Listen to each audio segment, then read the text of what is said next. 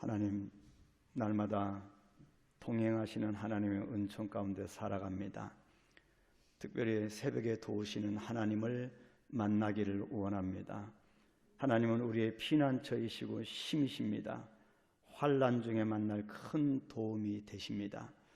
하나님께서 우리와 함께 하시되 도우시는 하나님으로, 공급하시는 하나님으로 우리에게 나타나셔서 이 시간 기도하는 모든 기도의 제목들을 흠양하시고 응답의 복으로 함께해 주시옵소서. 그래서 우리가 땅이 변하든지 산이 흔들려 바다 가운데 빠지든지 바닷물이 솟아나고 뛰놀든지 그것이 넘침으로 산이 흔들릴지라도 우리는 두려워하지 않을 것을 고백하며 하나님을 향하여 달려갈 수 있도록 이 시간을 축복해 주시옵소서. 예수님의 이름으로 기도하옵나이다. 아멘. 어제 우리가 읽었는데 빌립보서 4장 18절 한 절 우리가 한번 보겠습니다. 18절 우리 합독합니다. 4장 18절입니다. 내게는 모든 것이 있고 또 풍부한지라 에바브로 디도편에 너희가 준 것을 받음으로 내가 풍족하니 이는 받으실 만한 향기로운 제물이요 하나님을 기쁘시게 한 것이라. 아멘. 바울에게 있어서 유럽에서 처음으로 세워진 빌립보 교회는 주 안에서 크게 기뻐하던 교회라고 했습니다. 그 여러 기쁨 중에 하나는 바울이 로마에서 투옥된 몸이 되었을 때 자신을 위하여 준비한 교회의 연보를 에바브로 디도편에 전달한 것이었습니다. 계속적으로 기쁨에 대해서 바울이 그렇게 편지를 쓰면서 이 연보를 받은 이 바울이 18절에서 이는 받으실 만한 향기로운 제물이요 하나님을 기쁘시게 한 것이라 그렇게 말을 했습니다. 자, 바울이 말한 향기로운 제물, 하나님을 기쁘시게 한 이 헌금이 무엇일까? 그래서 이 시간에 이 본문 말씀을 나왔기 때문에 이 빌립보서를 이번 주 마감하기 전에 우리가 교회 이 재정에 대해 어떤 성경적인 교회 재정에 대한 개념을 한번 정립을 해 보도록 하겠습니다. 많은 교회들이 이 성경적인 이 교회 재정에 대해서 이해도가 떨어지기 때문에 좀 갈등이 있는 것을 봅니다. 그래서 이 바울이 말한 이 성경적인 교회 재정에는 무엇일까? 먼저 목사는 교회 재정 관리의 총책임자라고 하는 것입니다. 바로 성경적인 근거는 사도행전 4장 35절에 보면 사도들의 발 앞에 두매 그들이 각 사람의 필요를 따라 나누어 줍니다.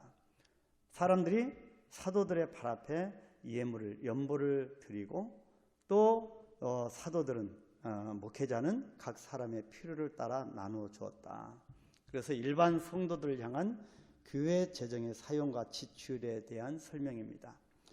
또 사도행전 4장 37절에 보면 그가 밭이 있음에 팔아 그 값을 가지고 사도들의 발 앞에 두니라 그렇게 말씀합니다. 이 말씀은 구브로에서 난 레위족 사람이 있는데 이름은 요셉입니다. 사도들이 일컬어 바나바라고 했는데 그 이름의 뜻은 위로의 아들이라고 하는 뜻을 갖고 있습니다. 이 바나바를 통해서 교회 재정의 취득과 수입에 대해서 알 수가 있습니다.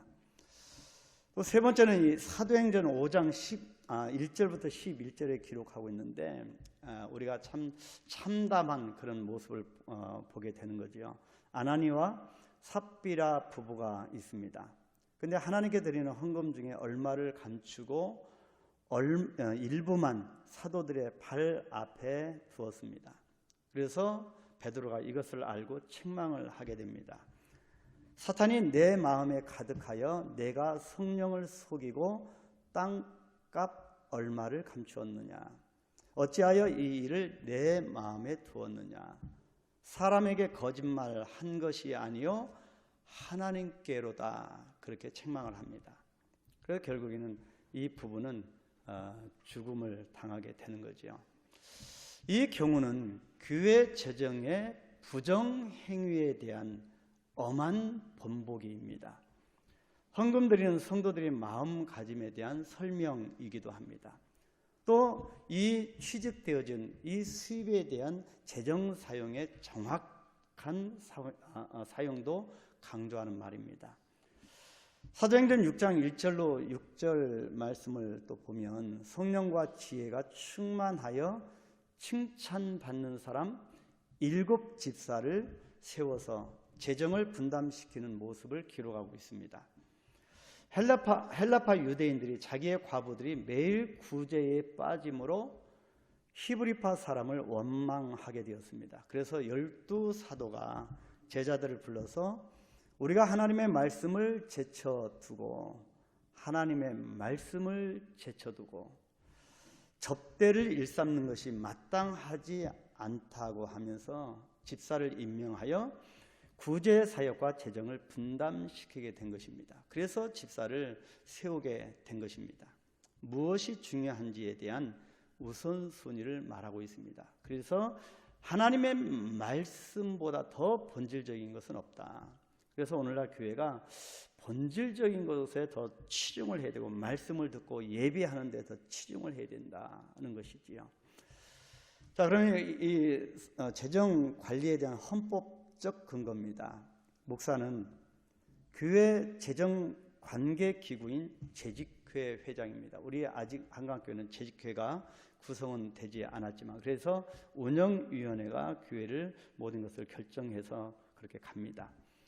장로교회 헌법 제7장 재직회 32조에 보면 재정 처리에 의하면 다음과 같이 기록을 하고 있습니다. 재직회는 교회 공동의회에서 위임하는 금전 출납을 관장하여야 하며 교회 부동산은 재직회 결의로 관리하되 교회 명의로 등기하여야 한다. 첫 번째, 구제와 교회 경상비에 관한 사건과 금전 출납은 모두 회의로 처리하며 어떤 한두 사람의 어떤 결정으로 그렇게 사사로이 처리할 수 없다는 얘기입니다. 그래서 모두 회의로 처리하며 회계는 결의에 따라 금전을 출납하되 영수증을 사용해야 한다. 두 번째는 재직회는 매년 결의에 따라 정기 공동의회 시에 그 경과 상황과 금전에 관한 일반 수지 총 결산을 보고하며 내년도 예산을 편성하여 통과할 것이며 회계는 장부 검사를 받는다라고 되어 있습니다. 그래서 각 교회 안에 있는 모든 각 기관들은 보고서를 작성하여 교회에 보고하고 검사를 받게 되는 것입니다. 그래서 우리 교회는 모든 재정 장부뿐만 아니라 그래서 감사가 또 선임이 되어서 검사를 하게 되는 거지요. 그럼 모든 남성교, 여성교나 교회 안에 있는 모든 기관들은 그렇게 보고서를 작성하여 교회에 보고를 하는 것이 바로 우리 헌법에 나와 있는 근거입니다. 그렇기 때문에 우리가 이 재정의 관리는 철저해야 된다. 하나님이 허락하신 그런 재정은 철저하게 관리를 해야 된다. 투명해야 된다. 그렇게 헌법을 기록을 하고 있습니다. 자, 두 번째 우리가 성경적 교회 재정을 위해서 교회 재정의 참 뜻을 가르쳐야 된다는 것이죠. 이 새벽기도에 왜 재정에 대해서 말을 하는가? 근데 의외로 이 헌금이나 이 재정에 대해서 시험 드는 경우 또 몰라서 시험 드는 경우가 참 많이 있기 때문입니다. 그래서 이 부분을 우리가 좀 묵상을 하면서 우리가 건강한 이런 교회 재정관을 가져야 되겠다 싶습니다. 먼저 교회 재정의 근원자는 하나님 자신이시라고 하는 것입니다. 이것을 정립하지 못하면 우리가 흔들려질 때가 있습니다.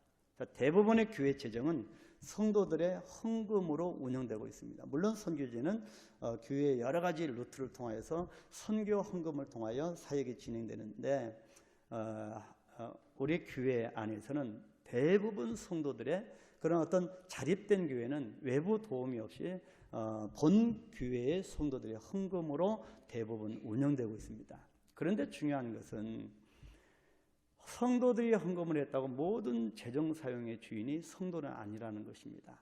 철저하게 교회 재정의 근원은 하나님께 있다.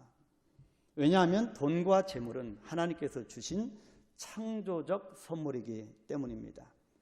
전도서 5장 19절에 보면 어떤 사람에게든지 하나님이 재물과 부유를 그에게 주사 능히 누리게 하시며 제 몫을 받아 수고함으로 즐거워하게 하신 것은 하나님의 선물이라, 그렇게 기록을 하고 있습니다. 돈을 비롯한 모든 물질의 소유권도 역시 하나님께 있다는 것입니다. 우리에게 주어진 이 물질이 우리 것이 아니라 결국에는 하나님 것이다. 하나님으로부터 온 선물이기 때문입니다. 마찬가지로 교회도 성도들이 헌금을 하였지만 그의 소유권은 역시 하나님께 있다, 그런 말씀입니다. 그렇기 때문에 하나님은 교회 재정의 주인이 되십니다.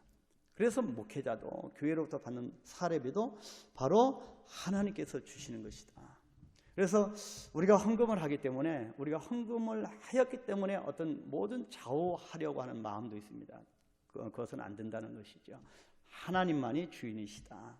그래서 목회자의 사례비도 사람이 주는 것이 아니라 철저하게 하나님이 주신다. 하나님이 주시면 먹고, 하나님이 주시지 않으면 뭐 금식하고 굶을 각오가 목회자에게도 있어야 된다는 것이죠. 그래서 물질 앞에 우리가 철저하게 깨끗하고 그렇게 건강하게 나가야 된다. 여러분, 흔히 교회에서 11조 강조, 이 헌금에 강조하면 많은 사람이 불편해합니다. 11조, 여러분 성경에 보면 11조가 하나의 계명으로 우리 인간에게 주어지기 전에도 믿음의 선진들은 하나님께 대한 감사와 서원의 표시로 11조를 드린 것을 볼 수가 있습니다. 창세기 14장 20절에 보면 아브라함은 자기가 얻은 모든 것의 10의 1을 멜기세덱에게 드렸습니다. 창세기 28장 22절에서도 야곱이 베델에서 하나님께 11조를 드릴 것을 서원하는 것을 볼 수가 있습니다. 모세도 레위기 27장 마지막 부분 30절에서 34절에서 보면 11조의 정확한 삶을, 생활을 강조하고 있습니다. 혹자는 11조가 구약의 율법이기 때문에 오늘날 그런 분들이 종종 있습니다. 구약의 율법이기 때문에 신약시대 이후에는 필요하지 않은 계명이라고 주장을 합니다. 그러나 이것은 성경을 정확하게 이해하지 못한 결과입니다. 예수님께서도 여러 차례 11조를 강조하셨고요. 특히 11조는 이 땅 위에서 받을 축복과 깊은 관계가 있습니다. 하나님이 11조를 말씀하시는 것은 우리에게 무엇을 요구하기 위한 것이 아니라 오히려 우리를 축복하기 위한 것이라는 것입니다. 그래서 목회자는 성도들이 땅에서 넉넉한 축복을 누리며 살도록 11조를 지혜롭게 강조해야 합니다. 왜냐하면 11조를 드리는 자에게는 놀라운 축복이 성경에 약속되어 있기 때문입니다. 말라기 3장 10절에 보면 만군의 여호와께 이르노라 너희의 온전한 11조를 창고에 들여 나의 집에 양식이 있게 하고 그것으로 나를 시험하여 내가 하늘 문을 열고 너에게 복을 쌓을 곳이 없도록 붙지 아니하나 보라. 하나님의 말씀입니다. 우리가 재정적으로 힘들면 선교지에서 많은 교회들이 재정적으로 힘들면 선교비부터 줄여나갑니다. 그런데 이것은 하나님의 복을 받는 것을, 기회를 놓치는 것입니다. 마찬가지로 바로 성도들에게서 삶이 어려워지면 11조부터 줄여나가는 것을 볼 수 있습니다. 반대로 살아가는 것이지요.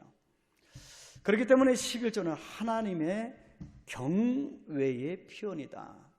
또 하나님에게 받을 축복의 상징이다 라고 하는 겁니다. 신약시대를 살아가는 성도들은 예수 그리스도의 구속에 대한 감사와 받은 은혜를 보답하는 보온의 뜨거운 가운데서 기쁘게 11조 생활을 해야 하는 것입니다. 결코 은혜 시대의 성도들에게 있어서 11조 제도는 없어진 것이 아니라 오히려 11조 제도를 훨씬 뛰어넘는 그런 감사와 보온의 생활이 있어야 할 것입니다. 어찌 보면 그래서 강대상에서 11조를 강조하지 않는 것은 은혜가 아니라고 하는 것입니다. 오히려 강조하지 않는 것은 하나님의 축복을 성도들이 받는 기회를 앗아가는 것이다. 그래서 이런 물질에 대한 정립을 우리가 정확하게 하고 우리가 나아갈 수 있도록, 그래서 내일까지 이런 계략적인 어떤 헌금에 대한 그런 부분들을 우리가 살펴보도록 하겠습니다. 이 시간 우리가 기도할 것은, 여러분, 물질을 지배하는 삶이 되어야 합니다.